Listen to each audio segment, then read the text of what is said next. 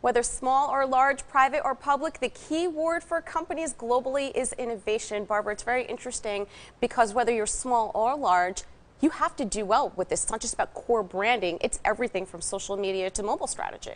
Right. Well, in retailing, there's big changes because of technology. So if you're a big company, and in a traditional retailing company, and you've been offline stores, you now have to embrace the online channel, and you have to merge all your inventory and all your systems together with online, offline, and offer a totally seamless experience to the consumer.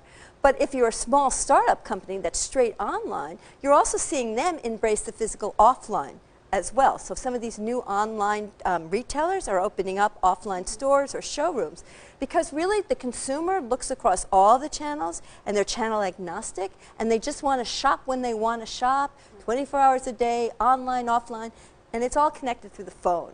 Right. Well, what about companies like an Amazon? Look at what they did to a Barnes & Noble, for example. Traditional brick and mortar, everything is online now. Does brick and mortar count as much anymore? Well, that's a really interesting question. I don't think anyone is predicting the death of brick and mortar stores. There's no question that you're seeing some big boxes go. Borders is one, Circuit City, because when it comes to big assortment at a low price, online can beat a lot of those big box strategies, but that doesn't mean that stores are going away.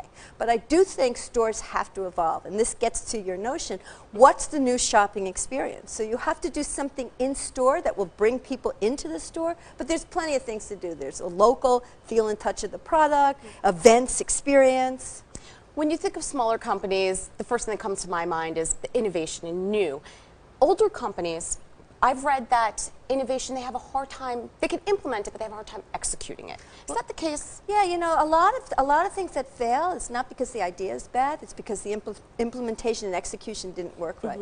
The problem with big traditional retailers is they have lots of systems, and they get the importance of technology, of mobile, of the digitized store, but they now have to take their entire infrastructure and change it over. That's very difficult to do sometimes. Very interesting insight. Thank you, Barbara.